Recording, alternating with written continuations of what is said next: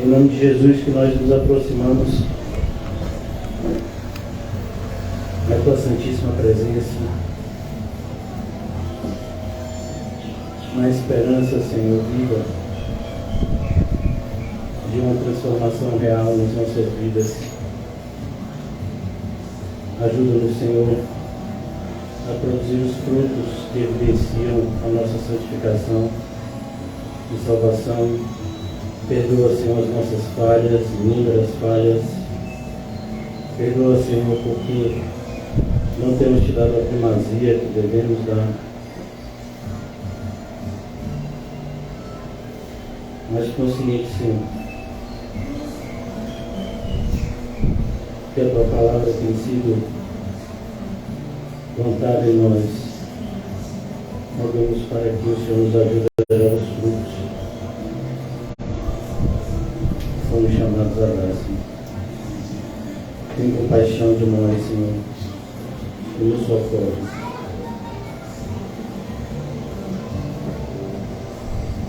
Ajuda-nos na compreensão daquilo que há de nos ser ministrado na noite de hoje. Que a nossa mente e o nosso coração possam estar aqui preparados para receber, Senhor, uma coisa de uma semente. Graças te damos, Senhor,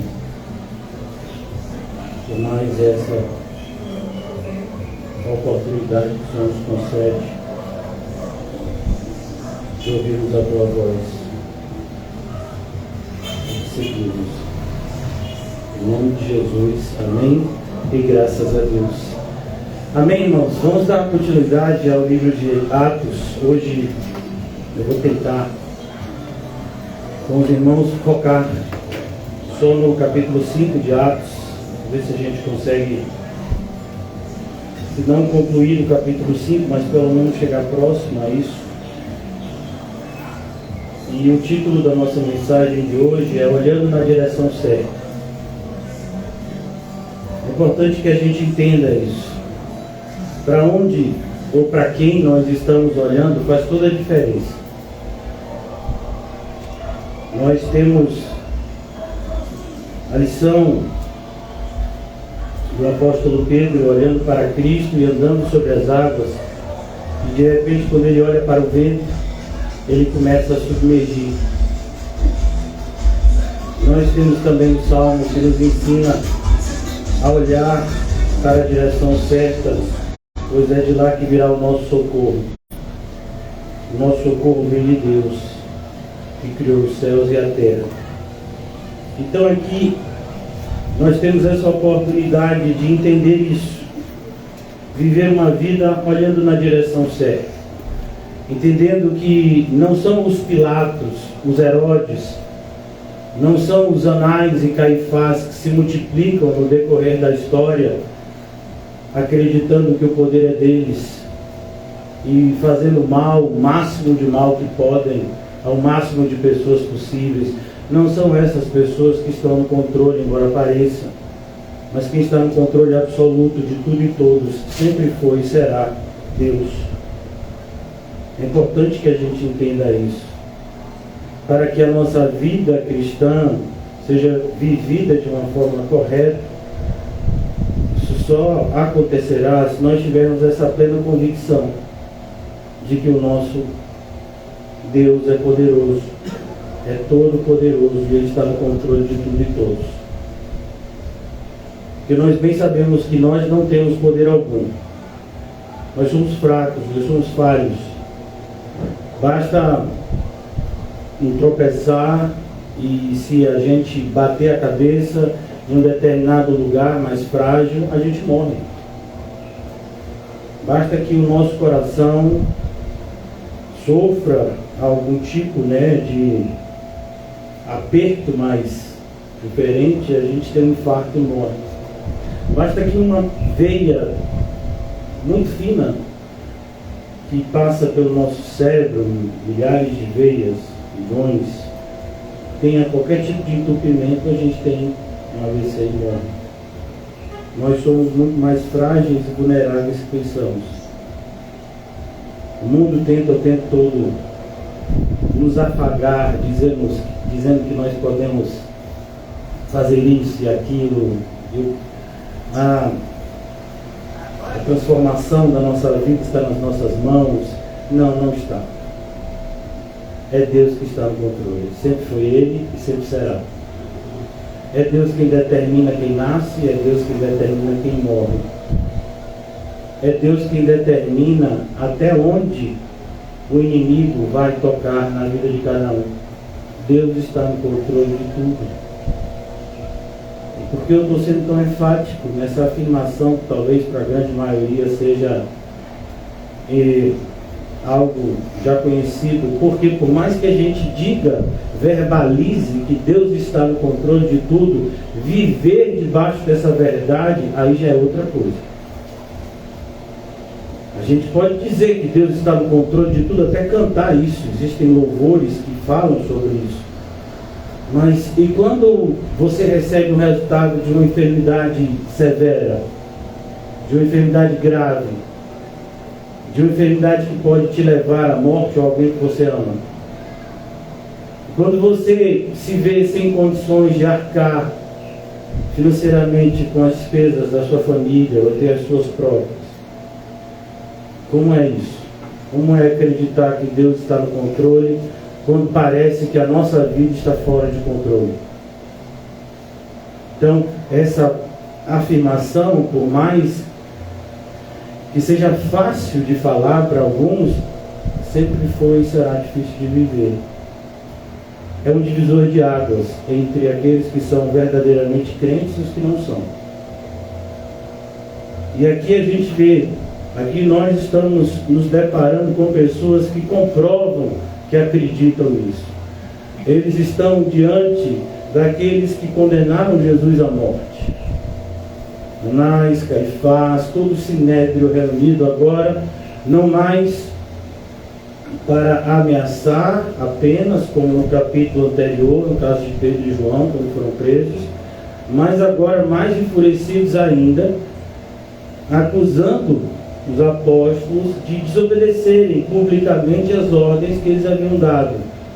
Eles haviam dito no capítulo 4, quando prenderam o apóstolo Pedro e o apóstolo João, que eles não pregassem mais. Eles disseram que não fariam isso, e eles falaram na frente deles.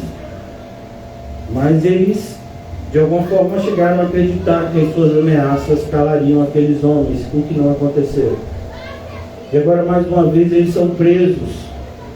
E eles são ameaçados. E mais uma vez, a postura deles é a postura que nós devemos ter diante de qualquer tipo de ameaça, principalmente as constantes ameaças no mundo espiritual e na nossa mente. E o inimigo e a nossa própria carne tentam lançar sobre nós dúvidas, inúmeras dúvidas, acerca das promessas infalíveis do nosso Deus. Então aqui, quando nós lemos aqui o capítulo 5, os apóstolos estão respondendo no capítulo 29, versículo 29, perdão. Então Pedro e os demais apóstolos, perceba que agora não é somente Pedro e João, não são somente Pedro e João, mas são todos os apóstolos juntos, os 12. Pedro e os demais apóstolos afirmaram: antes importa obedecer a Deus do que aos homens. Eles já haviam dito isso, irmãos. Eles já haviam afirmado exatamente isso anteriormente, no capítulo 4, versículo 19 e 20. Mas aqui, mais uma vez, eles são colocados em uma situação onde a fé deles é provada. E eles então vão além aqui e pregam para aquelas autoridades que se achavam detentores da verdade. Achavam que podiam, inclusive, manipular a verdade ao seu bel prazer. Como os homens de hoje. Todo dia aparece alguém dizendo algum tipo de novidade, né? Do ponto de vista da filosofia, do modo de vida do ser humano. E milhões e milhares seguem por trás, atrás desses filósofos da atualidade. O Deus de nossos pais ressuscitou a Jesus. Você entende a ressurreição? Mais uma vez vai começar, me perdoe se vai soar ofensivo para alguns, o teatro da Semana Santa. Por que um teatro? Não é assim que Jesus disse na Bíblia que deveria ser lembrado. Não é assim que nós honramos ao Senhor, repetindo e repetindo inúmeras vezes o sacrifício do Senhor, encenando a sua última semana. Não, não é assim. A forma como o cristão honra ao seu Salvador é vivendo nas pegadas dele e não teatralizando aquilo que só ele faz. Só quem poderia salvar, quem é? Ele. A minha morte, a sua morte na cruz não mudaria nada do ponto de vista da condenação do homem. Só a morte do Senhor Jesus é que poderia fazer o que de fato ela fez.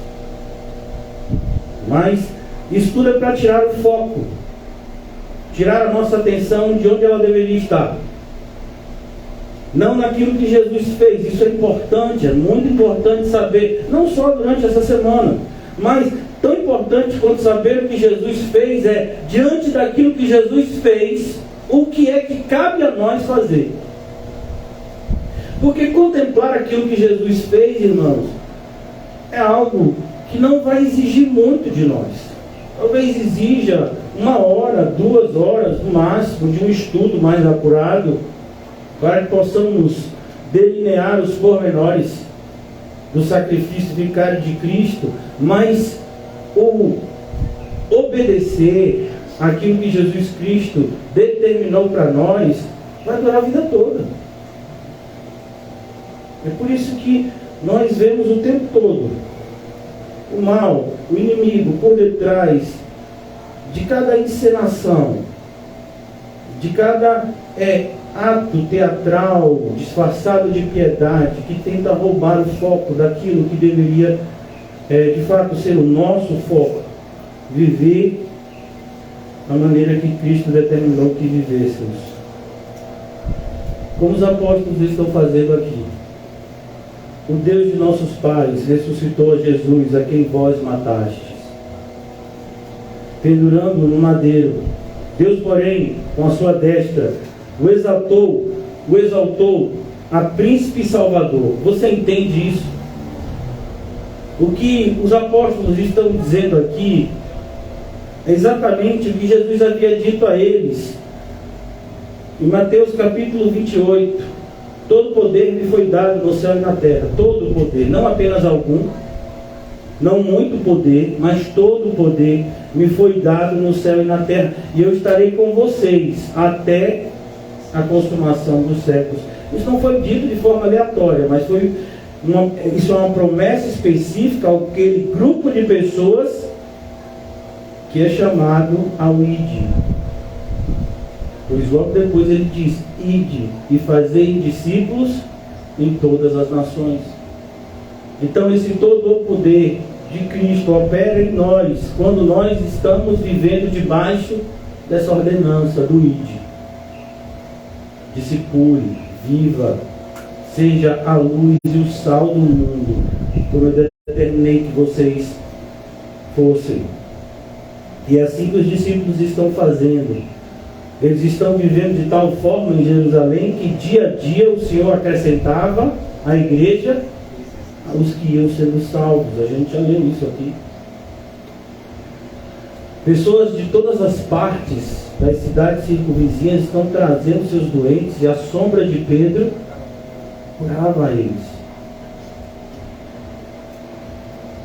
Afim, e Pedro está aqui agora falando diante desses homens. Deus, porém, com a sua destra, exaltou a Jesus como príncipe e salvador, a fim de conceder a Israel. Ele está olhando para aquele grupo de assassinos e dizendo: olha, eu sei que vocês são assassinos, eu também sou um mentiroso, eu fui um mentiroso, eu neguei o meu Senhor 3 vezes, mas há oportunidade de salvação também para vocês, como houve para mim. O Evangelho, toda vez que ele é pregado, a porta do céu está aberta para aquele que se arrepende e crê. Por isso, desde Isaías, nós ouvimos: olhe, cuidado, o convite da graça é algo maravilhoso, mas venha enquanto é tempo. O capítulo 55 que fala de Isaías, que fala exatamente desse convite da graça, nos é dito que buscai o Senhor enquanto se pode achar, invocai-o enquanto está perto, porque vai chegar um momento em que ele não vai estar mais perto, em que as pessoas clamarão e ele não as ouvirá. E nós já vimos isso em muitos textos da Bíblia a respeito desse dia. E aqui, a fim de conceder a Israel o arrependimento e a remissão dos pecados. Ora, nós somos testemunhas desses fatos. E é preciso que a gente tenha, irmãos, esse poder do Senhor em nós. Uma coisa é se identificar como evangélico no meio desse grande circo que se tornou o movimento evangélico. Outra coisa é você ser uma testemunha viva de Cristo. As pessoas olham para você, elas veem como você fala, elas veem como você vive, e elas então identificam Cristo em você. Isso é raro, mas é isso que a gente tem que buscar viver, de tal forma que as pessoas possam ver Cristo em nós, a esperança da glória. Ora, nós somos testemunhas destes fatos, e bem assim, o Espírito Santo, que Deus outorgou, Ele outorgou, Ele determinou que o Espírito Santo fosse dado àqueles que lhe obedecem. E aqui a gente vê o que o Senhor Jesus falou com parábola: aquele que tem, se lhe dará. Então você recebeu o arrependimento e a fé, então você vai receber mais, você vai receber o dom do Espírito Santo. Agora você vai ter uma fé não somente que evidencia no seu interior a sua salvação, mas que também evidencia no seu exterior a sua salvação. De maneira que a sua salvação seja um instrumento que Deus vai usar para salvar outros. Mais uma vez, como está escrito na carta de Paulo a Timóteo: toma conta de ti mesmo e da doutrina, para que seja salvo tanto a vocês quanto aqueles que te ouvem. E agora, irmãos, diante dessas verdades que a gente está aqui, a vontade desses homens era matar os apóstolos. Eles queriam matar os apóstolos. Mas mais uma vez, a semelhança do que a gente viu no caso de José, lá no livro de Gênesis, os seus irmãos queriam matar ele. Mas então Deus usa o irmão mais velho, Rubem, para dar essa ideia: não, se a gente matar ele, a gente não dá nada. Então vamos vender ele para esses homens, esses ismaelitas que passam em caravanas e vendem escravos lá no Egito. Mas a gente ganha alguma coisa. Mais uma vez aqui, Deus vai usar. Por que eu estou falando isso? Porque, irmãos, os ismaelitas que compraram José como escravo na mão de seus irmãos e venderam ele para Potifar no Egito, esses homens não são crentes, mas eles foram usados por Deus para que a promessa do Senhor em relação ao seu povo se cumprisse por meio de José, que seria colocado num lugar, em uma posição no Egito, onde ele poderia ajudar todos os descendentes de Jacó, seu pai. Como a gente já conhece essa história lá de Gênesis. E aqui também Gamaliel. Gamaliel, segundo alguns historiadores falam, ele seria neto de um rabino muito famoso chamado Hillel. E Gamaliel foi também, como a gente já viu aqui no livro de Atos, mais adiante, capítulo 22, versículo 3, ele foi professor de Paulo. Naquela época a gente não tinha o que a gente chama hoje, né, de faculdade, escola. Então quando você queria aprender, você ia até um mestre, um rabino, e você se tornava discípulo dele. Era essa interação pessoal. Então, quando diz Paulo estudou aos pés de Gamaliel, porque Gamaliel era um dos homens mais respeitados em relação à sabedoria judaica, né, da lei do Antigo Testamento. Então, por isso, o parecer desse homem fez toda a diferença. Mas isso não significa, por um segundo aqui, que a gente deva crer que ele é salvo, que ele é um cristão. Não. O que ele está falando aqui são coisas coerentes. Assim como, se a gente for para o mundo, a gente vai encontrar pessoas falando coisas coerentes. Isso não significa que essas pessoas são crentes e são salvas. Então, a gente pode encontrar pessoas e até organizações, né, que a gente chama de ONGs, que se juntam, por exemplo, para alimentar pessoas que estão passando uma situação de fome. Isso é algo bom? É, com certeza. Mas essas pessoas são salvas? A gente pode encontrar associações de pessoas que lutam em defesa de direitos, né? Aqueles que estão presos injustamente, pessoas que de repente estão passando por situações injustas, né? Várias esferas. Pode existir ONGs que ajudam essas pessoas. Significa que essas pessoas dessa ONG são salvas? Não. Mas o que elas estão fazendo é correto, inclusive à luz da Bíblia. Mas elas pessoas não são salvas, porque a salvação é em nome de Jesus. Não é por nenhuma obra que a gente faça, mas é pela fé em Cristo. Então é preciso que a gente possa dissociar essas duas coisas. Por isso, a gente vai encontrar muita gente na igreja com a cabeça confusa, justamente por causa disso. Frases que se repetem no ambiente da igreja: pastor, mas eu conheço pessoas, elas não são cristãs, não acreditam em Cristo, mas elas são pessoas assim tão boas, entre aspas. Elas ajudam o próximo, elas falam a verdade, elas não gostam de falar mentira, não falam palavrão, são pessoas assim. Aí você tem que usar a adjetivação correta. Essas pessoas são moralmente corretas. Eles vivem uma vida moral. Mas essas pessoas não têm vida espiritual. Vida espiritual é outra coisa. E é isso que a gente tem que saber separar. Então, aqui no versículo 33, preste atenção. Eles, porém, ouvindo, se enfureceram e eles queriam o quê? Então, quando uma pessoa pega, né, a gente gosta de usar essa expressão, né?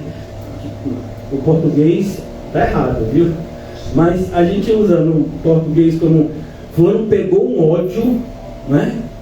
Garrou um ódio. Então, às vezes a pessoa vai ficar com uma raiva de você e de mim, que para ela matar você e a mim, não vai custar muita coisa, não. Que a gente vê nos noticiários pais, mães, filhos se tornando assassinos da noite para o dia. Tem um caso que ficou muito famoso na minha época, né? O assassinato, né, de um casal, né, de classe média alta ou rico lá de São Paulo, João Cristófilo, se eu não me engano. O que mais assustou foi que o assassinato foi planejado e executado pela filha, o namorado e eu acho que o irmão do namorado, uma coisa assim. Isso chocou. E a maneira como foi feito, né? Pauladas enquanto eles dormiam. Você imagina uma filha que devia ter, não sei, 19, 20 anos, arquitetando assassinar os seus pais para ficar com a quantidade de dinheiro, sendo que ela tinha um irmão pequeno, né? Que ia se tornar órfão. Você imagina isso? Será que a mãe, quando levava para a escola, quando cuidou dela pequena, disse: minha filha vai me assassinar quando crescer? É isso que o pai olhava, e a mãe, quando via a filha? Então, é isso que a gente tem que entender, porque quando a gente olha as pessoas no noticiário, parece que elas são de outro planeta. Não, elas são pessoas iguais a nós. Cada um de nós que estamos aqui. Nós podemos nos tornar verdadeiros monstros se não fosse a soberania e a providência de Deus. Porque cada ser humano tem maldade suficiente para se tornar um monstro. Se isso não tem acontecido, é graça, é providência, é poder de Deus, que não deixa a gente ir além daquilo que Ele determinou. Então eles se enfureceram e eles queriam matá-los. Mais uma vez, matar esse grupo de homens por nada, só porque eles estão pregando Jesus. Perceba, irmãos, é isso que enfurece o mundo, a pregação do Evangelho. Às vezes a gente fica assim, eu não entendo, determinadas igrejas assim, são um ambiente tão tranquilo. As pessoas do mundo entram, os evangélicos entram, todo mundo está em paz, de mão dada, dando risada, sorrindo, louvando. Irmão, é claro que é assim. Por quê? Porque é aquela igreja do mundo. O mundo ama o que é do mundo. São as poucas igrejas que ainda pregam a verdade e recebem toda a filha do mal. Está escrito lá em Apocalipse, Satanás está com ódio. Ele sabe que pouco tempo resta para eles. Ele não está querendo fazer o mal àqueles que estão debaixo do seu poder.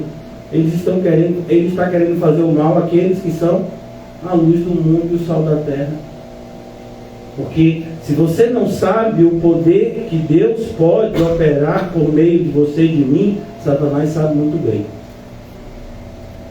Satanás estava vendo. Não sei se você já analisou dessa ótica a chegada de Jonas em Nínive. Você acha que Satanás não viu aquele profeta fujão chegando em Nínive?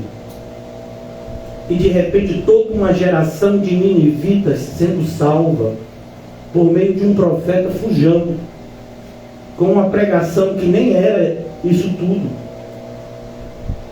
mas toda uma geração foi salva. Deus usou um homem, Jonas, um profeta fujão.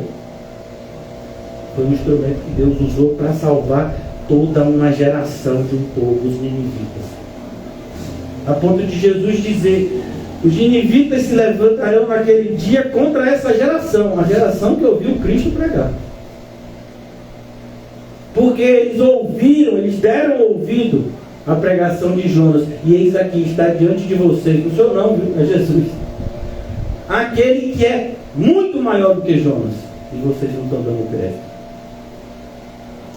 Esse é o poder que está na igreja, mas infelizmente muitas vezes a gente não se atém a isso. Eu queria mostrar para vocês, né? Eu vou tentar falar aqui a parte final do capítulo 5, mas vamos aqui rapidamente em Filipenses.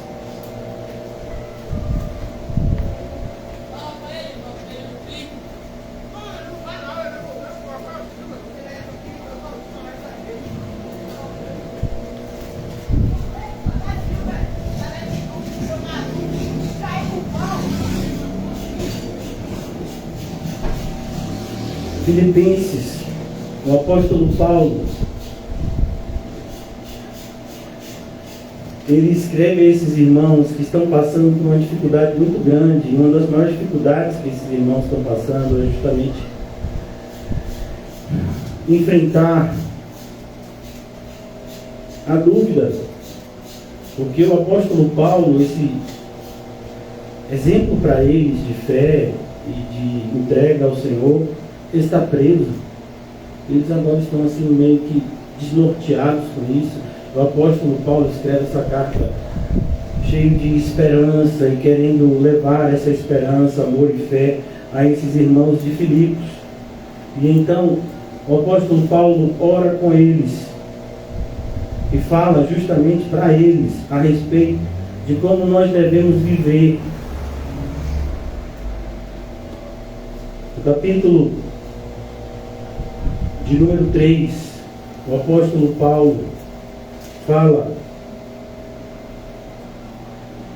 Versículo 12. Não que eu... Filipenses 3:12. Não que eu tenha já recebido ou tenha já obtido a perfeição, mas prossigo para conquistar aquilo que também fui conquistado por Cristo Jesus. Irmãos, quanto a mim, não julgo havê-lo alcançado, mas uma coisa faço, esquecendo-me das coisas que para trás ficam. Você tem feito isso? Ou você tem permitido que tudo aquilo que aconteceu desde 1º de janeiro até hoje esteja te acompanhando e te sobrecarregando? Porque, irmão, se algum pecado que você cometeu está arrependido, longe de mim dizer para você que o pecado não é algo gravíssimo.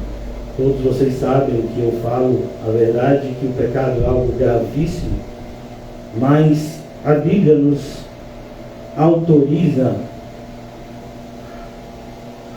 a pregar e a acreditar que todo aquele que confessa e deixa alcança misericórdia. Então, se você cometeu algum pecado gravíssimo e se arrependeu de verdade e deixou aquele pecado, por que ele ainda fica te perseguindo? Porque você ainda se sente às vezes tão inapto para fazer o que Jesus te mandou. A gente sempre vê na Bíblia, Jesus não vai usar homens e mulheres perfeitos. Por quê? Porque eles não existem. Jesus sempre usou e usará homens e mulheres imperfeitos como nós, que vão ser aperfeiçoados enquanto estão servindo e vivendo para Ele. É isso que o apóstolo Paulo está dizendo para esses irmãos. Olhe, esquecendo-me das coisas que para trás ficam, esquecendo-me. Alguém fez o mal a você, esqueça, já passou, você não perdoou?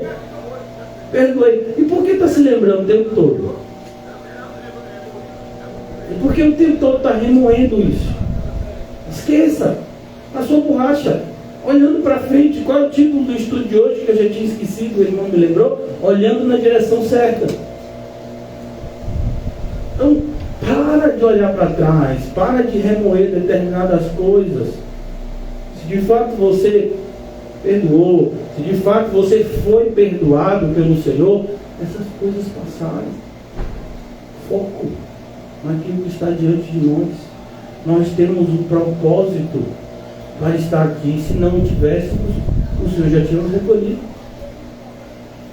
Um propósito para a nossa permanência no mundo, mesmo não sendo do mundo. Deus tem um propósito específico na sua vida e na minha. Ele vai nos usar para a glória dele. E a gente deveria estar maravilhado com isso e também extremamente diligente com isso. Esquecendo-me das coisas que para trás ficam. Perceba, e avançando. Eu estou avançando. É difícil ser crente? Muito. Mas eu não vou parar. Dá vontade? Dá vontade. Mas o poder do Espírito Santo que eficazmente opera em nós é maior. E então nós prosseguimos. Prosseguimos.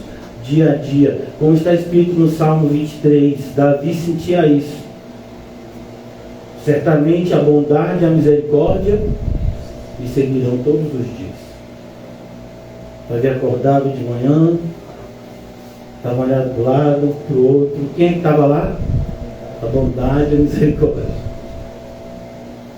Davi merecia aquilo, ele bem sabia que não merecia nada daquilo. Em pecado me concebeu minha mãe. Ele está dizendo, eu sou pecador desde o ventre. Não sou pecador só pela perversidade que eu fiz com Urias, com Batseba. Não. Eu sou um pecador. Eu me descuidei e fiz aquela coisa dantesca, mas eu pedi perdão, o Senhor perdoou. E eu vou viver como um homem que foi perdoado. E é assim que ele diz: feliz é o homem que Deus jamais imputará pecado. Quem diz isso não é um homem que nunca pecou, pelo contrário. Ele escreveu o Salmo 51 para dizer o quê? Sou pecador. Precisa que ninguém fale do meu pecado, não, eu falo. Natan já veio falar, mas eu vou falar também. Esquecendo-me das coisas que para trás ficam, avançando para as que estão diante de mim, prossigo para o alvo. Irmãos, percebam, o contexto é prosseguir em meio a inúmeras oposições. Você vê logo depois o apóstolo Paulo vai falar dos falsos mestres aqui no capítulo 3. Ele já tinha falado de perigos no capítulo 1. Mas eu estou prosseguindo para o alvo, para o prêmio da soberana vocação. Vocação significa o quê? Chamado. É o soberano chamado de Deus em Cristo Jesus. Deus chamou a você e a mim eficazmente. Todos, pois, que somos perfeitos, e perfeitos aqui não é a palavra que em português muitas vezes a gente imagina, aquele que atinge uma plenitude onde não pode melhorar, não precisa melhorar em nada. Não, a palavra no original ela é muito mais, ela tem muito mais a ver com a palavra que a gente fala no português, maduro. Então o que Paulo quer dizer? Nós somos maduros. Nós já passamos por muitas experiências, irmãos, com Cristo Jesus, e essas experiências nos amadureceram. Tenhamos este sentimento. E se porventura pensares de outro modo, também isto Deus vos esclarecerá. O que Paulo está dizendo é: a gente caminha no caminho santo. Isso significa que a nossa fé é perfeita? Não. A gente tem dúvidas? Com certeza. E dia a dia o Espírito Santo vai nos ajudando. É isso que significa o Paráclito, aquele que nos ajuda em tudo, em todas as situações. Todavia, andemos de acordo com o que já alcançamos. O que é que Paulo está falando aqui? Número 1, confiança, não retroceda. Número 2, jamais seja hipócrita. Não professe ter atingido um patamar de fé que você não atingiu ainda. Então, como cristãos, a gente tem que estar sempre assim, tendo convicção de onde nós estamos na caminhada cristã. E a responsabilidade de ter atingido esse ponto. Ainda não é onde deveríamos estar, mas também não é onde a gente começou. Se a gente olhar para trás, e no sentido de olhar para trás, não é na vontade de voltar, mas no sentido de ver o quanto a gente já andou. O quanto Deus já mudou a nossa vida, o nosso pensamento. Quanto de pensamentos equivocados que tínhamos antes, como crentes verdadeiros. Nós tínhamos esses pensamentos, mas à medida que a gente ouve a pregação da palavra de Deus, estuda a Bíblia, ora, tem o próprio testemunho do Espírito Santo nas situações que a gente vivencia todos os dias, a gente vai sendo transformado de glória em glória. E a gente vai começando a deixar para trás as coisas de menino. Quando eu era pequeno, e não sou eu que digo isso, não é Paulo. Quando eu era pequeno, eu pensava como menino, eu agia como menino. Aí eu cresci. E então o que Paulo diz? Eu abandonei as coisas de menino. É isso que Paulo está dizendo aqui agora em Filipenses. Então, voltando agora para Atos 5. Eles, porém, ouvindo, se enfureceram e queriam matá-los. Então, o destino desses homens, quase que por alguns instantes, era o quê? Sentença de morte. Mas vemos mais uma vez que quem está no controle é Deus. Versículo 34. Mas levantando-se no sinédrio um fariseu chamado Gamaliel. Olha que coisa interessante. Perceba que esse fariseu não se levantou no capítulo 4. Perceba que esse fariseu não aparece na condenação de Jesus. Mas aqui, ele aparece. O que a gente aprende no livro de Eclesiastes, capítulo 3? Muitas pessoas usam de forma equivocada, mas o princípio é: há um tempo determinado para todas as coisas. Às vezes a gente não entende, Senhor, por que ainda não aconteceu isso? Porque não era para acontecer. A chuva e o sol, eles são extremamente necessários para aqueles que vivem da agricultura, sim ou não? Sim ou não? Sim. Mas e se a chuva vier muito forte? É bom para a agricultura? Não. E se o sol vier muito forte? É bom? Não. E tem o tempo também. Tem a chuva que prepara o solo, tem a chuva que faz com que o fruto cresça. As estações do ano, irmãos, elas não são aleatórias. O homem apenas estudou aquilo que Deus criou. A gente, não, primavera, verão, outono e inverno. Parece um negócio de moda, né? São as 4 estações do ano. Quem foi que fez assim? Deus. Aí teve um determinado momento que um homem, né, que a gente talvez chamasse ele de cientista, não é que todo ano, uma época específica do ano chove, mas não é que todo ano, em uma época específica, faz mais calor. Não é que todo ano, em uma época específica, faz mais frio. E aí a gente veio e conheceu 4 estações. Mas quem fez isso? Deus. O homem constata aquilo que Deus criou, até onde a nossa inteligência vai. E vai, inclusive, debaixo daquilo que Deus autoriza. Nós conhecemos em parte. Por mais conhecimento que a gente possa ter. Se vocês já foram numa biblioteca, nem sei se existe mais, né? Mas na minha época, a maior biblioteca de Salvador é a biblioteca dos Barris, que chamava Biblioteca Central, né? Às vezes a gente tinha que fazer trabalho de escola e eu estudava ali perto, no colégio Nossa Senhora da Salete. Você vai para aquele lugar, era tanto livro. Rapaz, haja livro. Mas pode ter certeza que aquela quantidade de livros não é nem 1% do conhecimento de Deus. Não é assustador? Esse é o nosso Deus.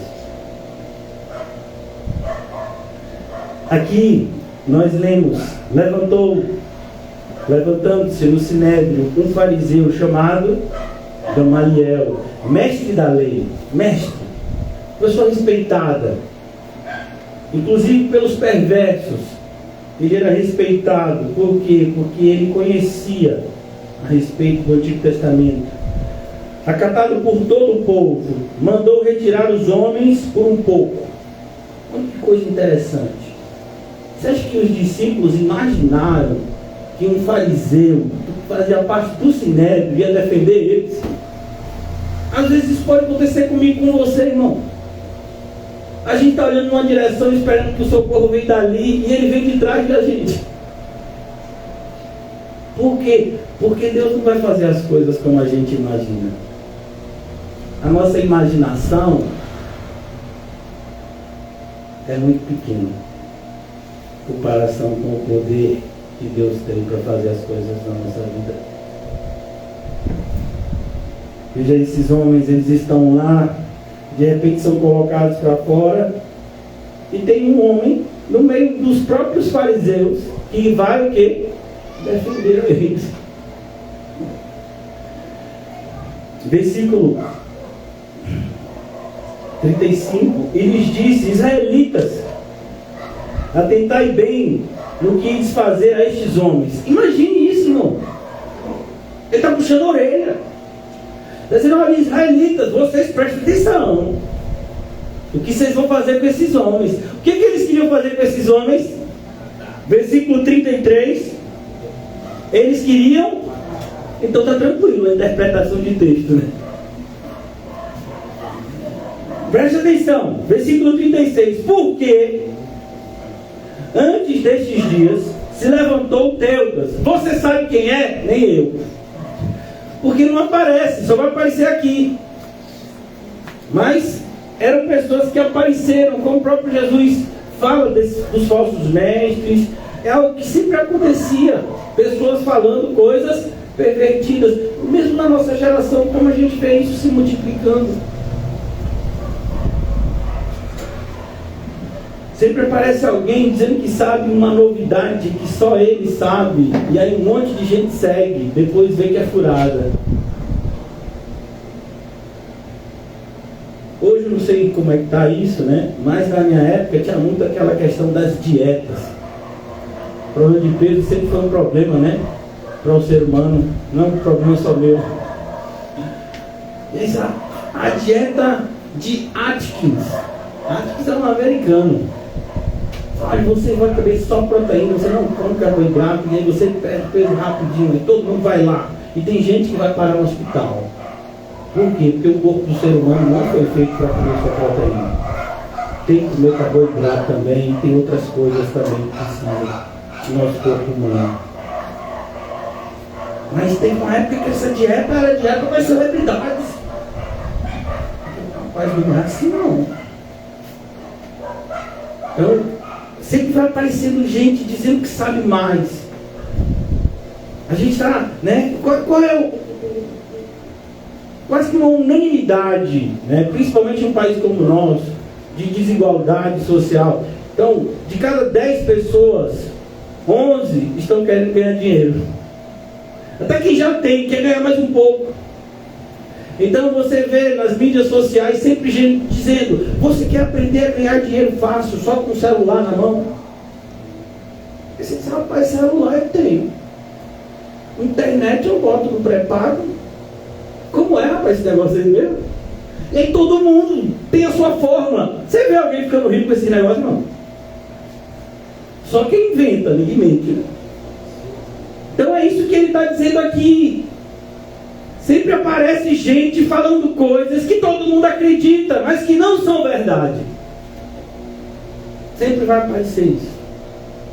E as pessoas sempre vão acreditar. Por quê? Porque o ser humano é inclinado a acreditar na mentira. É por isso que esses falsos mestres, é por isso que esses estelionatários, eles não vão parar de aparecer, porque sempre vai ter procura. Sempre vai ter mercado para eles. Por isso que eles gastam dinheiro com propaganda no YouTube, no Facebook, porque as pessoas assistem mesmo. E eles sempre começam dizendo: olha, se inscreva no meu curso online gratuito, totalmente gratuito. Aí a pessoa se inscreve, nos primeiros 5 minutos eles, mas para continuar a ouvir e aprender essa fórmula, que vários já testaram, tudo mentira, viu? Que vários já testaram, mudou a vida de várias pessoas. Você vai fazer um pequeno depósito de 10, 20, 50, 100 reais. E aí a pessoa fala: já está lá mesmo, né? Depois vê: rapaz, que bobagem que eu fiz. Era o dinheiro do pão. Era o dinheiro do gás. Era o dinheiro da ração do gato, cachorro, papagaio e hamster. Então aqui ele diz: cuidado. Versículo 36 de Atos 5. Porque antes deste dia se levantou Teudas. Percebeu como Teudas se levanta até hoje? Um monte de Teudas tem se levantado e a gente nem percebe. Por quê? Porque eles não se apresentam como Teudas. Cada um tem um nome que lhe é próprio, insinuando ser ele alguma coisa, ao qual se agregaram cerca de 400 homens. Você pega hoje o Facebook, o Instagram, tem gente aí que tem 2 milhões de seguidores, só falando bobagem. Irmãos, o conteúdo das mídias sociais é algo assim. Eu procuro me afastar muito, né, dessas coisas. Mas como eu tenho filhos, e assim, não consigo ter a gerência que eu queria ter no conteúdo que eles absorvem, porque algumas vezes eu tenho, né, o desprazer de ver as coisas que fazem as pessoas sorrirem, seguirem e darem like hoje. Nossa, é tanta idiotice. A palavra é essa mesmo, é idiotice. Você bota um cachorrinho fingindo que está cantando e dançando uma música, 50 milhões de likes. Olha a expressão, eu nem sabia até, mas agora eu aprendi, porque antes eu ficava com medo. Viralizou. Aí a gente vem do Covid, e uma pessoa viralizou, eu digo, cadê minha máscara? Pega o álcool em gel. Não, viralizou é quando um vídeo, alguma coisa assim, né? É seguido por um monte de gente e compartilhado. Viralizou. O que foi? O gatinho dando tchau. É tanta idiotice, irmãos, é essa palavra. É uma coisa assim que faz com que o ser humano pense assim, meu Deus, as pessoas querem ser estúpidas mesmo. Ninguém quer ler, ninguém quer estudar. Às vezes, porque o Brasil é um país que falta escola, que falta... Você acha que alguém está sentindo falta disso? Você acha que alguém está sentindo falta de ensino no Brasil? Se alguém quiser estudar mesmo no Brasil, você acha que não tem conteúdo na internet para você estudar de graça? Tem. Mas você acha que é mais fácil uma pessoa passar 10 horas estudando um conteúdo verdadeiramente significativo ou 10 horas a pessoa vendo bobagem? É isso que as pessoas querem. Não mudou, irmãos. Antigamente era assim também. Só que agora as ferramentas são outras. O alcance é muito maior.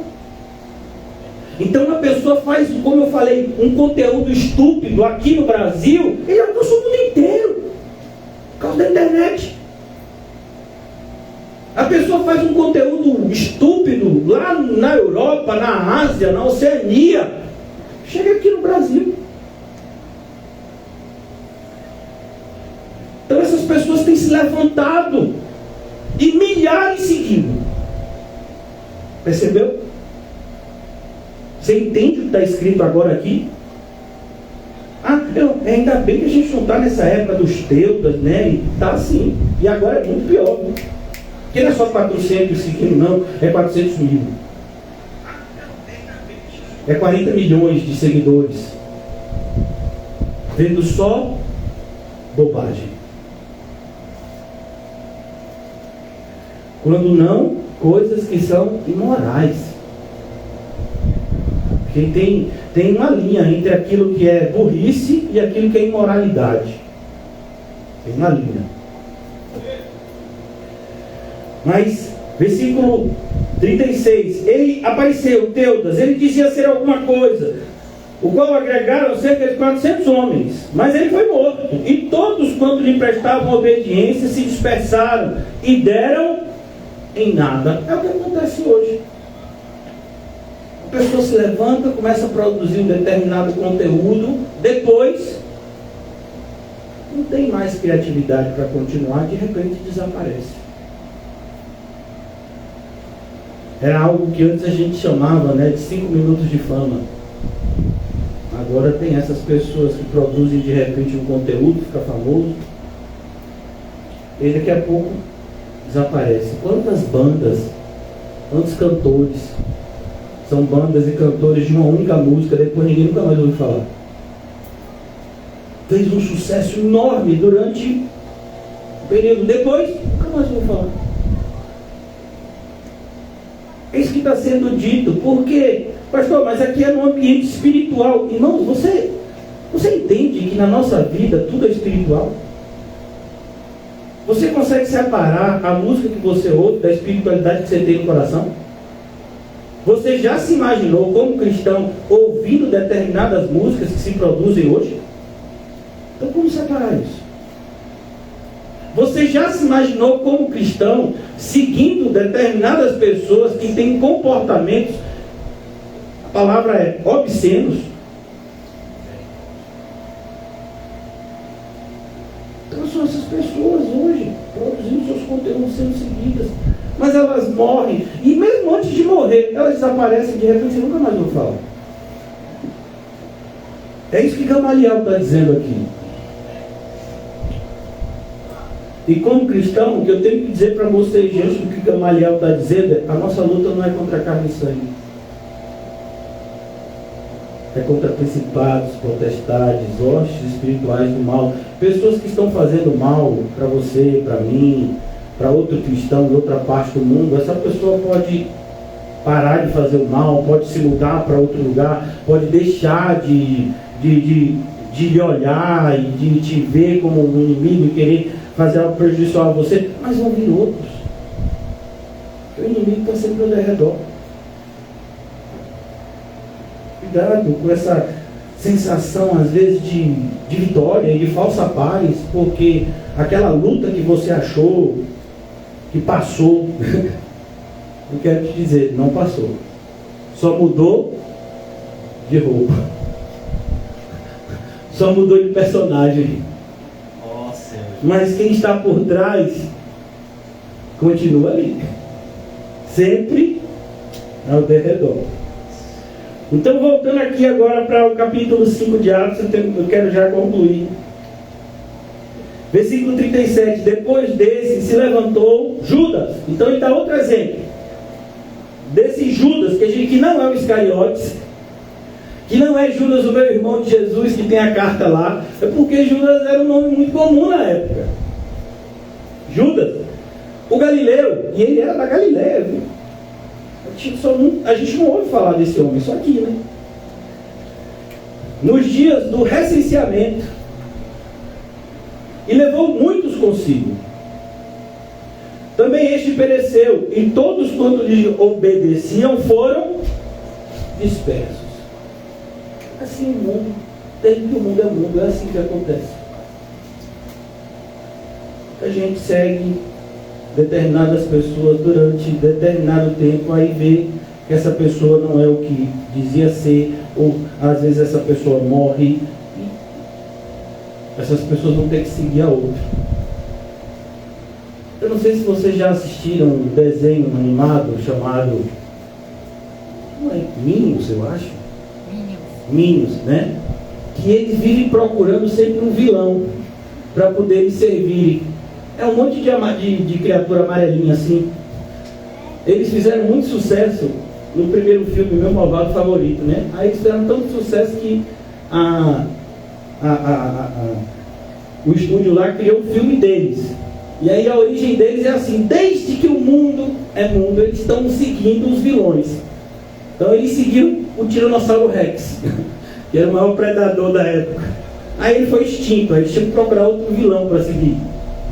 Pois é, essa é a história da humanidade. A humanidade é Minions, seguindo vilões. Morreu um vilão e agora a gente tem que seguir outro. Depois levantou-se Judas, o Galileu, nos dias do recenseamento, levantou muitos consigo. Também este pereceu, e todos quantos lhe obedeciam foram dispersos. Essa é a realidade. Agora preste atenção, irmãos. Isso significa que determinada igreja que prega o falso evangelho, que já tem 40, 50 anos pregando o falso evangelho, significa que ela é verdadeira? Não. Não é isso que ele está dizendo aqui. Por quê? Porque a existência dessas falsas igrejas é uma profecia. A multiplicação delas é uma profecia. O crescimento delas é uma profecia. O que ele está falando aqui é o contrário. Ele está falando de outra profecia, que a porta que Deus abre, ninguém fecha. Cuidado, porque você pode se ver.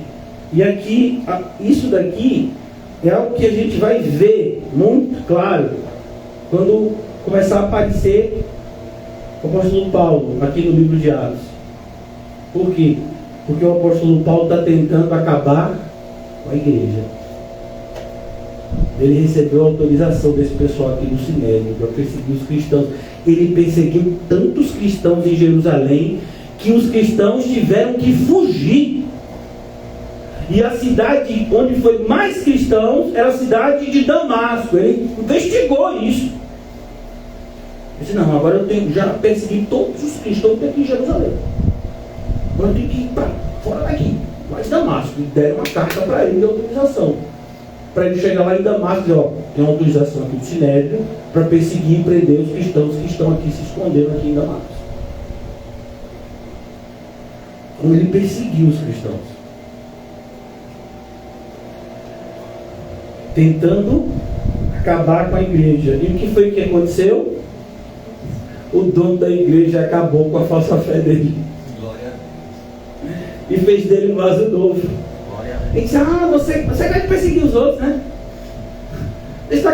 Eu vou usar você. Mas eu vou deixar você experimentar uma sensação muito boa. Como é bom ser perseguido por amor a mim. Ó, Senhor. Aleluia! E lá em Damasco mesmo, ele teve que fugir como? Um cesto. Um cesto, pela muralha. Ó. Teve um dia que eu falei com o irmão, e aí, irmão, se fosse para descer você não cesto, eu preferia ser morto. Seu cesto nunca. Depois levantou-se esse Judas, Galileu, no dia do recenseamento, levou muitos consigo. Também estes pereceram todos quanto lhe obedeciam, foram dispersos. Agora eu vos digo, olhe, dai de mão a estes homens. O que significa no nosso português? Deixe para lá. Até porque, irmãos, a gente lê assim que a igreja era quase 120, depois 3.000, depois 5.000, depois não contou mais. Mas isso, em comparação aos judeus, era algo muito pequeno. Os judeus tinham milhões de judeus naquela época. Talvez dezenas de milhões. Espalhados. Judeus de Roma, em toda parte. Por conta dos vários momentos da história, né, do Antigo Testamento, onde o Senhor os dispersou. Inclusive por disciplina, por conta da desobediência deles, mas até essa disciplina tinha um propósito.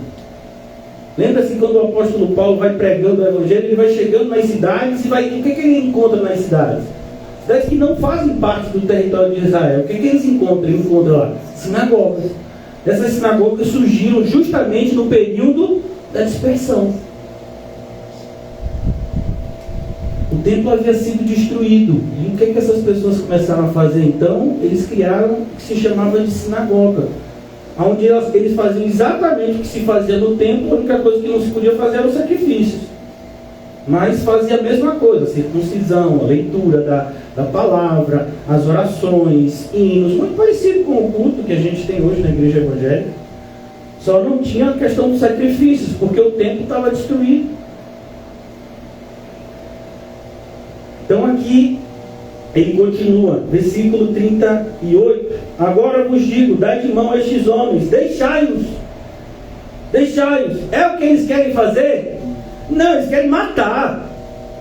Mas Gamaliel diz, deixai-os, porque se este conselho, esta obra vem de homens, perecerá. E olha, sabe o que Gamaliel está dizendo? Ele está chamando a atenção para esses homens o seguinte: vocês já perceberam que vocês estão com sangue demais nas mãos? Vocês querem mais sangue nas mãos? Vocês mataram o líder deles, injustamente. Vocês querem mais sangue ainda? Quer que o povo olhe para vocês como vilões perversos? Eles de fato eram. Mas eles não se apresentavam assim. Eles se apresentavam como piedosos. Então Gamaliel está dando essa orientação para ele: olha, cuidado, viu? Você já tem sangue demais na mão. Quer mais?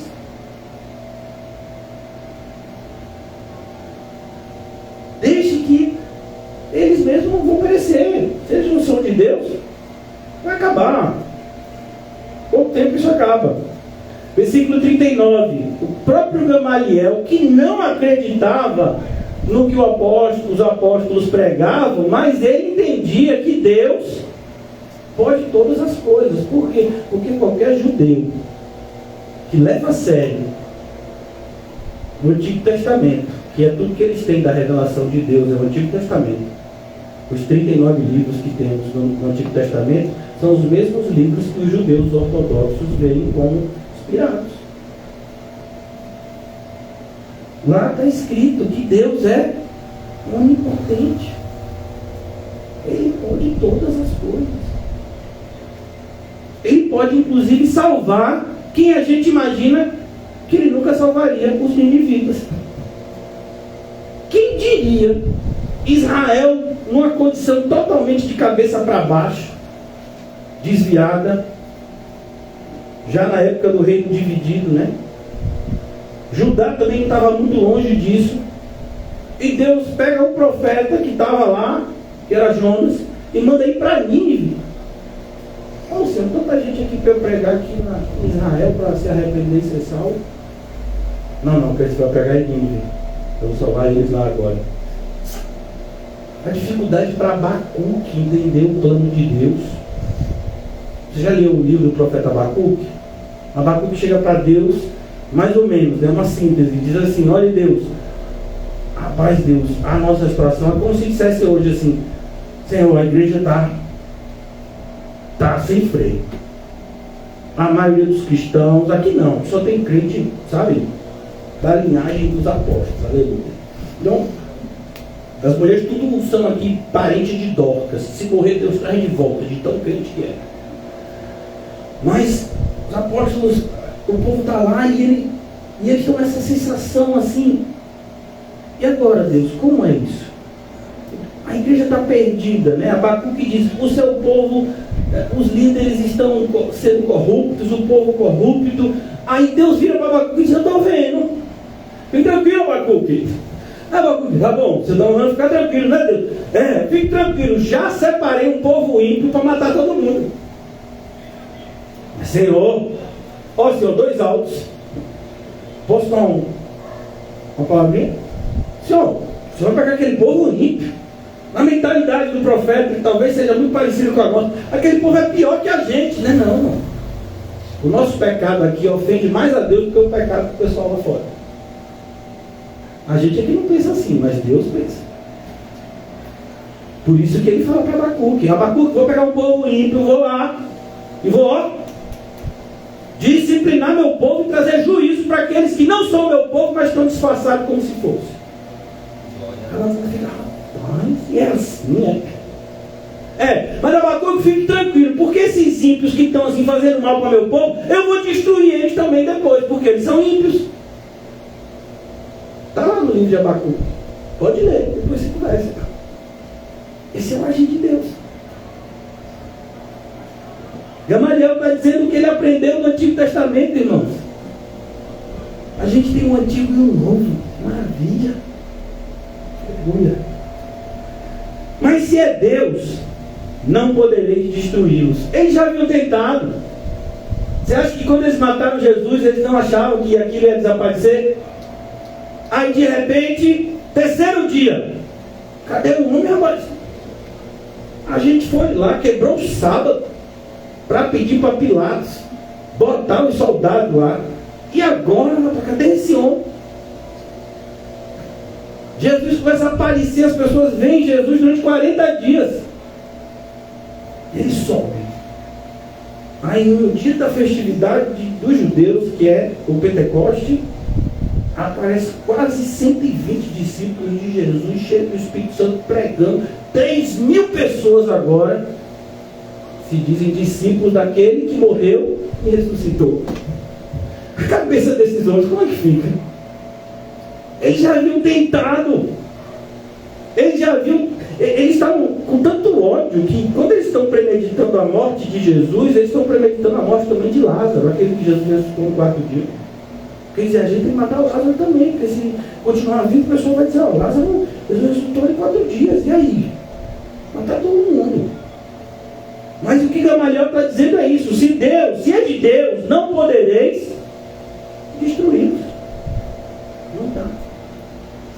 Não dá para fechar a porta que Deus abriu. Não dá.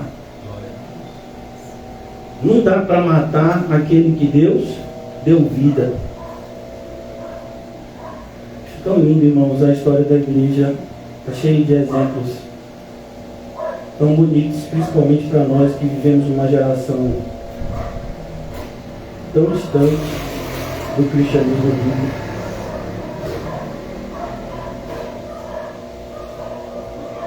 Cristão sendo torturado e ameaçado para negar Cristo.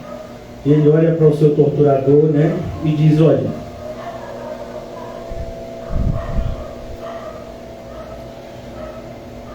se você não me matar, eu venço. E se você me matar, a minha vitória é maior ainda. Porque está escrito na Bíblia que aquele que crê em Cristo jamais verá a morte. Jamais. Ele fecha os olhos aqui e de repente está ao lado de Jesus. Graças a Deus. Agora eu vos digo, dai de mão a esses homens. Por quê? Porque, versículo 39, se é de Deus, não poderei destruí-los. Você acha que não tentaram destruir a igreja nos primeiros séculos? A ponto de um dos pais da igreja, né, um daqueles cristãos dos primeiros séculos, famoso, chamado Tertuliano, dizer que o sangue dos mártires era a sementeira da igreja. Tertuliano estava querendo dizer, quanto mais a igreja era perseguida, mais o poder de Deus fazia com que as pessoas se arrependessem e acreditassem em Cristo e se tornassem dispostas a morrer por essa fé. Imagine. Para que não sejais porventura achados lutando contra, mas não é isso que o pessoal tem feito, já tem 2 anos, e concordaram com ele. Irmãos, o concordaram com ele aqui é: Deus endurece e amolece o coração de Faraó quando quer. Você tem que entender isso aqui à luz do que a gente já viu lá em Êxodo. Faraó virou para Moisés algumas vezes, não foi só uma não, e disse: é de fato, eu errei, vou deixar vocês irem. Pede para Deus aí parar de enviar Saraiva, né? Deus estava enviando um monte de pedra e eles estão com medo. E aí Moisés ora, Deus para de enviar aquele juízo, e daqui a pouco o Faraó diz: não vou deixar mais de você não. É a mesma realidade deles aqui. Eles estão assim: não, a gente vai deixar, mas daqui a pouco eles vão perseguir de novo. Por que eu estou falando isso? Porque a gente não pode acreditar que o mundo vai levantar a bandeira branca para a gente, irmão. Tem essa possibilidade dos filhos do mundo andarem de mãos dadas com os filhos de Deus. Não existe. Nós vimos ontem, eu mostrei para vocês. É uma palavra de juízo de Deus contra a serpente. Eu porei inimizade entre a tua descendência e o descendente da mulher. Você entende de onde é que vem essa profecia? De lá do começo. É por isso que não tem como aquele que se faz amigo do mundo. Quando o Tiago diz isso, ele está falando em que contexto? No contexto de cristãos que estão achando que é possível ser cristãos e serem amigos do mundo. E Tiago está dizendo: não vá por aí. Porque se você acha que você é um cristão, ou seja, foi perdoado, saiu da posição de inimizade para com Deus e é reconciliado pelo sangue de Jesus, e de repente você se volta para ser amigo do mundo, você se tornou inimigo de Deus. Você não é reconciliado. É isso que Tiago ensina. Mas se é de Deus, não podereis destruí-los, para que não sejais porventura achados lutando contra Deus. E concordaram com ele. Concluindo aqui, irmãos, agora capítulo 5. Chamando os apóstolos, eles concordaram, não foi? Mas e liberaram os apóstolos sem nada? Rapaz, que povo demoniado é esse? O irmão é igual hoje. A pessoa olha para você e diz: rapaz, eu sei que você não é nada disso, que sei que você não é um marginal, mas quando ele dá pelo menos um tapinha na cara. Outras autoridades fazem isso. O que você acha das nossas autoridades policiais? Como é que é a abordagem deles? Alguém já foi parado dentro de um ônibus e aí manda todo mundo descer para ser abordado? Você já viu como é a abordagem? Bem tranquila, super calma, coerente, né? Debaixo dos padrões e garantias dos direitos humanos. E se você for dar uma queixa, irmãos, na corregedoria desses policiais, eles vão dar risada de você. Eles vão dizer assim: você está dando queixa aqui, não vai dar em nada. O que vai julgar eles? É outros policiais, que se fosse eles, fariam até pior com você. Porque a gente vive numa realidade onde, como é que funciona a força policial? Eu não estou sendo contra a força policial, nem estou pregando ninguém, para ninguém desrespeitar a força policial, por favor, não me entendam mal. Mas entenda uma coisa, a gente vive debaixo de um sistema que funciona da seguinte forma: para que alguém me respeite, eu preciso demonstrar que eu sou pior do que os piores. Só assim eu vou ser respeitado no mundo. Por isso que os policiais são tão truculentos, porque eles querem ser temidos. Eles querem que quando você veja lá a sirene chegando, você fique com medo mesmo. É isso que eles querem. Para eles é o máximo isso. Porque o mundo diz que é assim. O mundo diz que é assim que se vence. É a Bíblia que nos aponta uma direção diferente. Eles estão fazendo exatamente o que o mundo ensina. Por isso não me entendam mal quando eu falo dessa forma. Chamando os apóstolos, açoitaram-nos e ordenando-lhes que não falassem em nome de Jesus, os soltaram. Mas eles fizeram o quê? Você sabe o que significa esses açoitaram-nos? Que está entre vírgulas, e às vezes a gente não dá devida importância. Irmãos, é aquela punição do judeu que é uma quarentena de açoites menos um. É esse açoitaram aqui. Não é? Não, dá umas 2 pancadinhas, só para deixar a marca, só para não fazer mais isso. Não, irmãos, doeu aqui. Rasga a blusa da pessoa, né? Rasga a veste, aquela que eu tinha blusa, né? Rasga as vestes, amarra e dá uma quarentena de açoites menos um. Por isso que eles passaram. Por isso tenho certeza, todos esses apóstolos têm cicatrizes, muitas. Aí eles tomaram essa surra que deixa a pessoa quase que desfalecendo.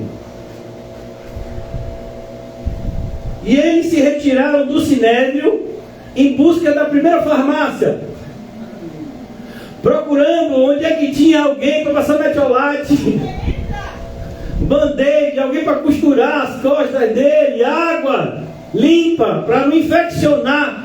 Não, irmão, eu creio que todas essas coisas foram feitas, né, no devido momento, mas eles entenderam que estava se cumprindo uma promessa na vida deles. E eu quero abrir com vocês já, eu sei que já está no horário, né? Fique tranquilo, já estou concluindo. Mateus, Evangelho de Mateus, capítulo 5.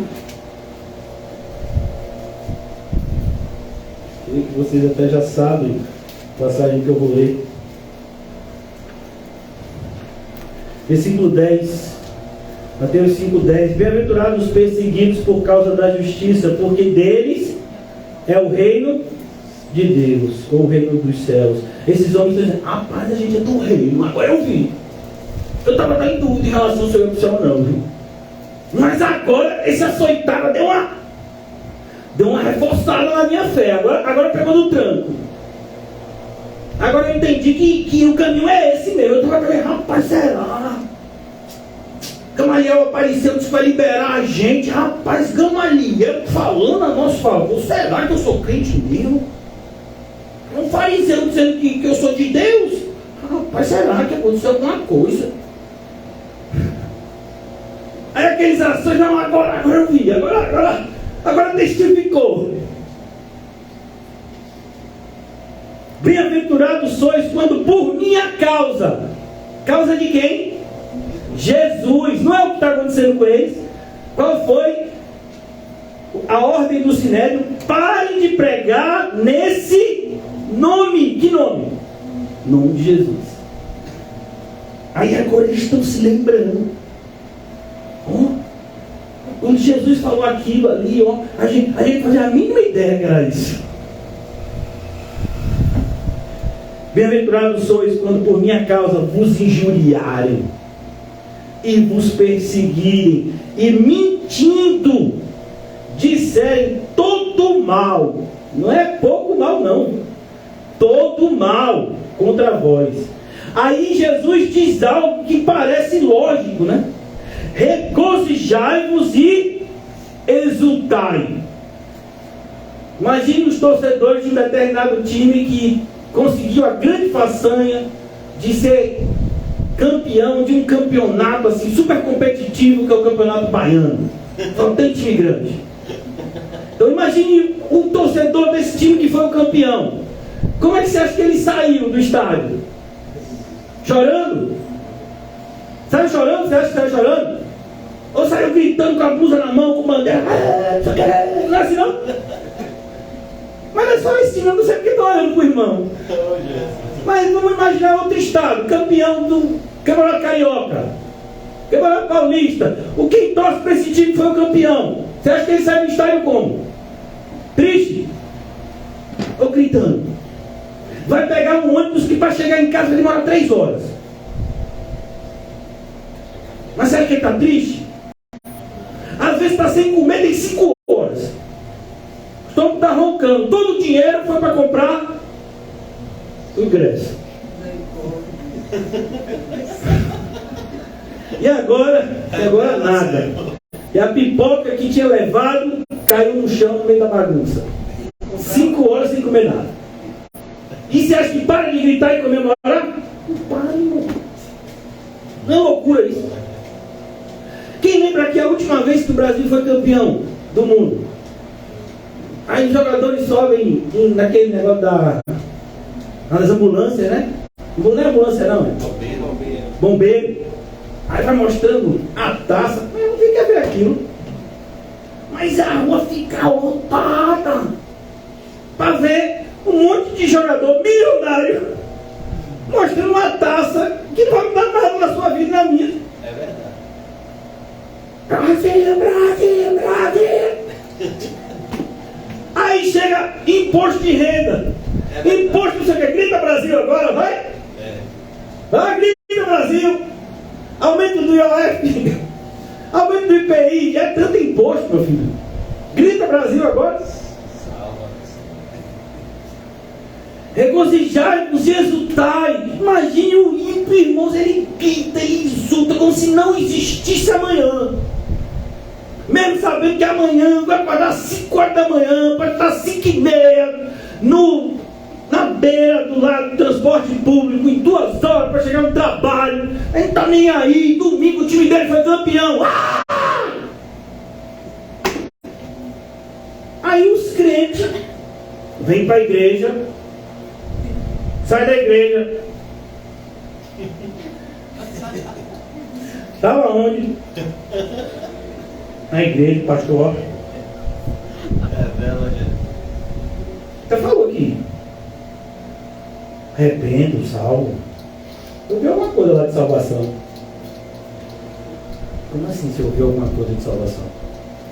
Oh, Deus. Alguma coisa? Os discípulos estão entendendo, irmãos, algo que vale a pena comemorar. No mundo onde quase nada vale a pena comemorar. Que aquilo que você está valorizando hoje pode ser o que vai te matar amanhã.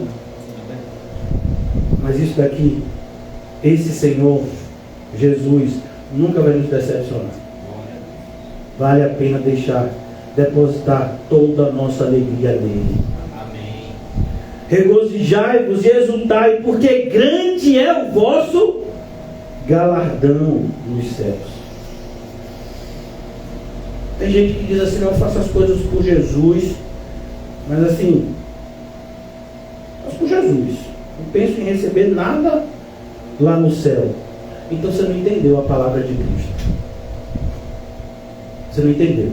É por isso que você faz tão pouco por Jesus. Porque se você entendesse o que Jesus disse, você faria mais. Porque tem galardão sim. E o galardão é proporcional àquilo que você se dedica aqui na terra. E se você quiser me provar que eu estou errado, você vai ter que escrever outra Bíblia, porque essa Bíblia aqui eu já li. E ela ensina exatamente isso. Que cada um vai receber o galardão segundo aquilo que fez. E aí? E as pessoas dizem, não, eu faço por Jesus, estou pensando em receber nada. Não, a gente não pensa em receber nada aqui. Mas lá no céu a gente sabe que Ele está guardando nosso depósito. O que você acha que Moisés abriu mão? Você já leu Hebreus direito? Ele estava de olho em quê? Quando ele abriu mão de todos os tesouros do Egito. O galardão. Se esse tesouro do Egito, comparado com o que Cristo tem para mim, é lixo. Eu quero tesouro de lá. Por isso eu prefiro ser envergonhado aqui no deserto. Porque eu sei que tem um tesouro lá para mim. Então cuidado, irmãos, para que você não seja um instrumento do mal, dizendo para as pessoas que você não vai receber nada se você servir a Jesus. Vai sim. E vai receber algo muito melhor do que qualquer coisa que esse mundo nos ofereça. Vale a pena ser crente, de verdade, porque o galardão é maravilhoso. Nós acreditamos num Deus que é vivo e que galardoa aqueles que o buscam. Esse é o Deus da Bíblia. Aleluia. Então quando a pessoa diz, não tem interesse nenhum em fazer algo por Jesus, nem entendeu ainda o que Jesus falou. Por isso que faz tão pouco, repetindo. E quando você faz as contas, quer saber de uma coisa, o pouco tempo que eu tenho é para Jesus. Não vou investir na bolsa de valores, não vou investir meu tempo nisso, aqui. Eu vou investir no reino de Deus, porque lá é que vale a pena ter tesouro. Foi isso que Jesus ensinou. Aí aparece um monte de gente na igreja aparentando piedade, negando, entretanto, o poder dela. Jesus prometeu que aquilo que você fizesse para Ele não ficaria sem recompensa. Foi Ele que prometeu. Não fui eu não. Foi Ele. Ah, mas eu tenho nenhum interesse em receber minha recompensa. É mesmo? Então cuidado, viu? Porque você não é salvo. A recompensa inclui a salvação. Regozijai-vos e exultai, porque grande é o vosso galardão nos céus. Pois assim perseguiram os profetas que viveram antes de vós. Voltando agora para concluir, para que vocês possam ir em paz, aleluia. Então eles se retiraram do sinédrio, versículo 41 de Atos 5, regozijando-se. Não é só alegres, né? Imagine um grupo assim de 12, assim, um segurando no outro, meio que não conseguindo andar. Irmão, valeu. Não, irmão, estava lá, o negócio estava ardendo. Igual um irmão que esses dias saiu do culto, botou o dedo, quase que o dedo ficava na porta do carro. Não, mano, o negócio ardendo, mas Jesus. Olha! Irmão, dá aleluia aqui sentado. É que aleluia, as costas tudo carne viva. É verdade. Aleluia! E nem tinha passado o mercholate ainda. Eles, assim que saíram do sinédrio, carne viva as costas, estão pulando. Irmãos, alguém já cortou o joelho, cotovelo, o braço? Quando a gente sua, o suor, o que é que faz? Arde, não corte, não arde não? Você imagina se regozijar com um monte de corte nas costas. Ah, vai ter que ser crente. É por isso que quando a gente lê a Bíblia, varão. Eu achei que era crente. Aí eu li. Senhor me transforma. Mas Ele tem poder, irmão, para transformar a gente. Eles se retiraram do sinédrio, regozijando-se por terem sido considerados dignos. Nós não somos dignos de nada, a gente não é digno nem de comer a comida que come. Mas quando o Senhor faz isso com a gente, é exaltação. Tem gente que diz assim, é porque se você se humilhar, Deus te exalta. Pois é, aqui é um exemplo de exaltação. Quem quer? Alguém? Candidato para ser exaltado, tem um que já correu. Eu não sei se ele correu para botar o nome dele na lista, ou se foi o açoite que ele foi dar uma passada no mertiolate. O irmão lá para brincar com ele, ó, o bichinho. Regozijando-se por terem sido considerados dignos de sofrer afrontas por esse nome. Não sofrer afronta pelo nome de Jesus não é alguém colocar uma frasezinha boba no seu Instagram e Facebook, ou mandar uma mensagem desaforada no WhatsApp. Isso é bobagem. Você bloqueia a pessoa, você não dá importância para aquelas palavras, isso é nada. A gente está falando de verdadeiro sofrimento, irmãos. De sofrimentos que não podem ser evitados, eles acontecerão. Porque você é crente, porque você leva o nome de Jesus. O nome que o mundo odeia. Versículo 42, para concluir, deixar vocês voltarem para as suas casas em paz. E todos os dias, eles tomaram aqueles açoites, ficaram com medo. Eu fico imaginando, irmão, eu quero concluir, mas me dê 2 minutinhos. Eu fico imaginando, vou botar eu, né? Porque vocês sempre, eu acredito que vocês têm mais fé do que eu. A minha realmente é muito pequena, eu preciso de ajuda do Senhor o tempo todo. Mas eu fico imaginando minhas costas em carne viva, para dormir tem que ser de bandinha, ou então de bruços, porque se virar de costas assim é dor. Se movimentar, abre o corte. Naquela época não tinha medicina de hoje não, viu? Não tinha rifocina. Então você está lá, aqueles cortes. No outro dia, esses homens vão para onde? Para o templo pregar. Mas nem cicatrizou as costas ainda. Mas a gente tem um tempo determinado aqui na terra e a gente tem que aproveitar.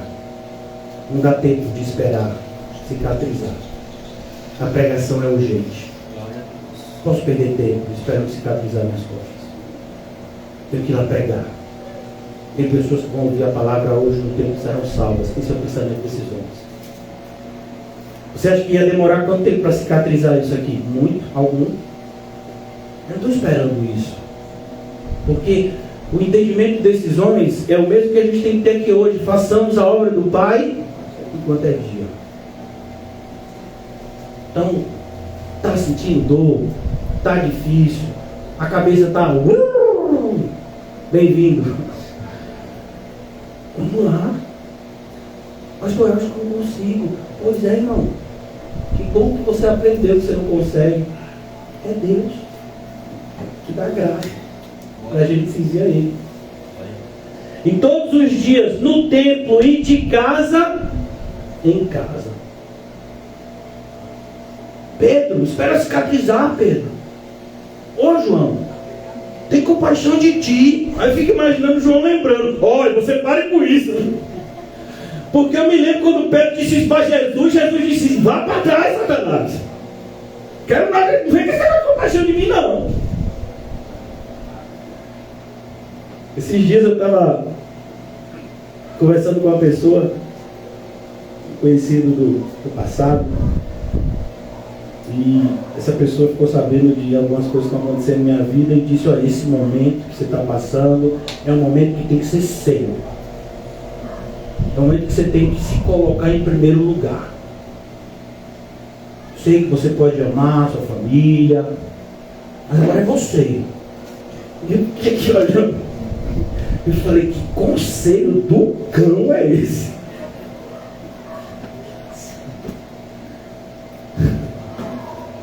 Porque não é assim, irmão. Se alguma pessoa olha para você e vê você sofrendo, vai dizer o quê?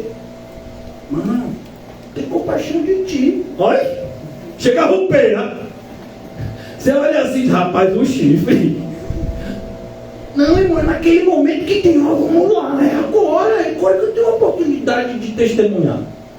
Eu vou dar um exemplo no futebol. Eu sei que a maioria das pessoas aqui não gosta de futebol. Eu sei disso. Vou dar um exemplo porque é um esporte que é famoso no nosso país, né? Vamos imaginar, vou falar de um campeonato estadual, mas vamos imaginar uma Copa, né? Onde para você chegar na final, você tem que derrotar vários clubes, não é isso mesmo? E de repente você está no último jogo da Copa. Mano, você conseguiu chegar lá no final. Você venceu aquele jogo lá. Para chegar nessa final você tem que vencer uns 20 jogos. Agora é a última partida. Eu sei que você está sentindo uma dor aqui, no menisco, no joelho, a coluna não está muito bem, a cabeça está meio estrupiada, mas é a final. Agora eu vou falar com vocês biblicamente. Ainda um pouquinho de tempo, e aquele que tem de vir, virá. A gente está na final. E não é só a final, é o segundo tempo. E deixa eu lhe dizer, não vai ter prorrogação. Ele já está chegando. Só falta um pouquinho, vamos lá. Pastor, mas está difícil, tem muita gente me perturbando, a torcida está contra. Olha para Jesus, irmão. Vamos lá. Todos os dias, no templo, de casa em casa, não cessavam. A ideia aqui, irmãos, é que aquela surra só fez o quê? Motivar mais ainda. Então é por aqui, é? Então é por aqui. Antes era 3 vezes por dia, agora vai ser 5. Antes era 3 cultos por semana, agora é 7. Ou 12. Pode ser profético, né? Ele dizer 7, 12 ou 40, vamos escolher. Não cessavam de ensinar e pregar Jesus, o Cristo. Percebeu, irmãos, como a gente tem uma responsabilidade, que ao mesmo tempo é um privilégio. É difícil, irmãos, é duro. A gente já sabe disso, mas é um privilégio. Você está no time vencedor. É impossível você estar no time de Cristo e perder. Mas a gente pode estar no time de Cristo e jogando contra. Então, que vergonha. Você já viu como fica um jogador que faz gol contra? Ele comemora? Já viu alguém comemorando gol contra? Por quê? Porque ele prejudicou o time. Muitas vezes, eu quero acreditar que não foi proposital,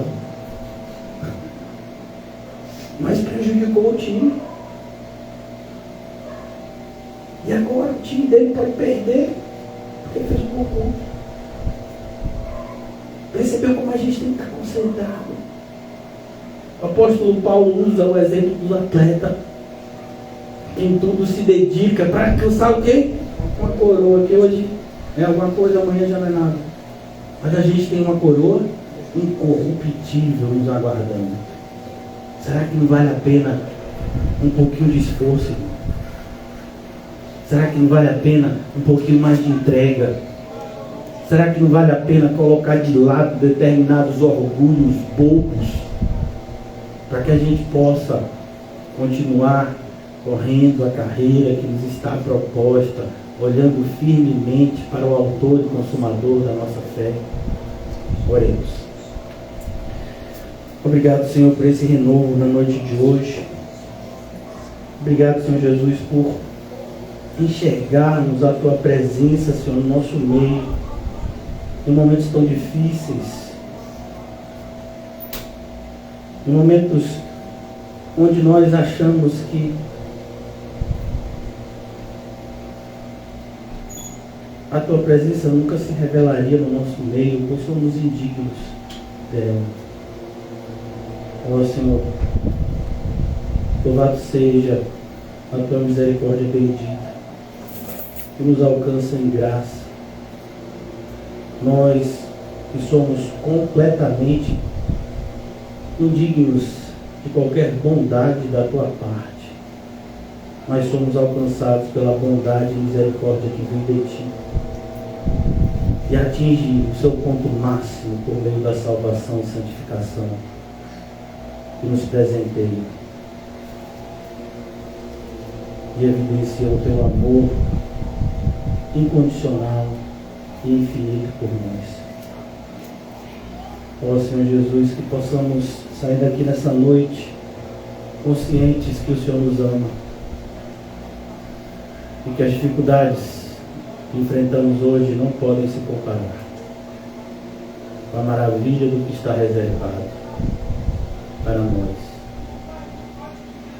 Nos ajuda, Senhor, nos fortalece para que possamos enfrentar aquilo que devemos enfrentar.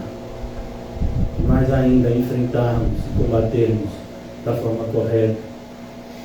Combatermos o bom combate da fé, que é vencido justamente pela fé. É pela fé que obtemos a vitória que vence o mundo. Por isso nos ajuda a sair daqui, Senhor, cheio do Santo Espírito, regozijando de alegria em todo o sofrimento que estamos vivendo. Possamos regozijar de alegria, pois é no meio do sofrimento que podemos enxergar mais claramente a tua face amorosa olhando para nós. Obrigado, Senhor Jesus, por tamanha graça e amor que nos alcança de forma completamente merecida. Bendito seja o teu nome, Senhor, para sempre. Em nome de Jesus, amém. E graças a Deus, que Deus os leve em paz, debaixo da paz que só Ele pode conceder, agora e para sempre. Amém.